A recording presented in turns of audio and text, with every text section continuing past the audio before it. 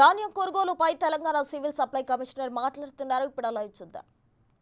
అన్ని కూడా doubt clear చేసుకొని పంపడం జరిగింది. That was a inter departmental meeting. ఇవాళ కూడా అగ్రికల్చర్ మార్కెటింగ్ డైరెక్టర్ గారు మాతోటి ఉన్నారు.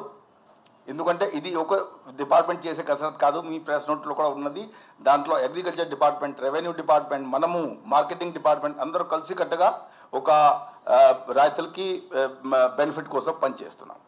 సో ఈ అంతా కూడా ఎంత రిక్వైర్మెంట్ ఉంది దానికి పొజిషనింగ్గా ఫస్ట్ ఆర్ ఫార్మోస్ట్ కొన్ని ఆపోలాలు తిరుగుతున్నాయి, అనుమానాలు తిరుగుతున్నాయి, ఫాల్స్ న్యూస్ తిరుగుతున్నాయి. మీరు క్లియర్గా చూసుకోండి. ఇక్కడ రిక్వైర్మెంట్ మేరకు ఆల్రెడీ పొజిషనింగ్ చేయడం జరిగింది. టార్పోలిన్ కానివ్వండి, వినోయింగ్ మెషిన్ కానివ్వండి, ప్యాడీ క్లీనర్స్ కానివ్వండి, ఓకే, అండ్ ఈ హస్క్ రిమూవర్ కానివ్వండి, ఈ అంతా కూడా దాంతో పాటుగా క్లీన్ వాటర్ త్రాగడానికి, shade arrangements, all these arrangements including calipers, sleeves and digital moisture meter. ఈ అంతా కూడా ఆల్రెడీ పీపీసీలో మనము బిఫోర్ 1st April పొజిషనింగ్ చేసాం.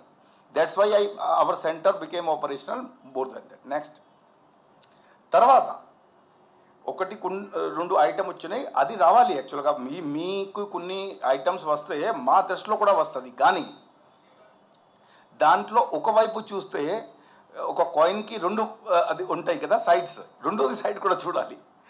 కొన్ని చోట్ల హైయర్ దెన్ ఎంఎస్పి పర్చేజ్ ఉన్నాయి. మీరు పోయి ఫీల్డ్లో వెరిఫై చేయండి.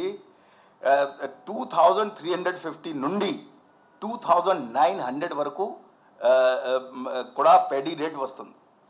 ఇప్పుడు మిత్రులారా, మీరు అందరు కూడా అర్థం చేసుకోండి. మీరు కూడా కూరగాయలకి వెళ్తారు, దానికి వెళ్తారు. క్వాలిటీ కొద్దిగా బాగా లేకపోతే నేచురల్గా వాళ్ళు తక్కువ రేట్లో అమ్మాల్సింది పడుతుంది. అండ్ క్వాలిటీ బాగుంటే మంచిగా మీరు క్లీనింగ్ చేశారనుకోండి, మంచిగా మాయిశ్చర్ తీసుకోవచ్చు. కానీ ఏదైనా సరే బిలో ఎంఎస్పి 80 పరిస్థితుల్లో కొనడానికి వీల్లేదనేది కూడా మేము నెక్స్ట్ స్లైడ్స్లో నెక్స్ట్ భాగంలో దానికి మీకు చెప్తాను.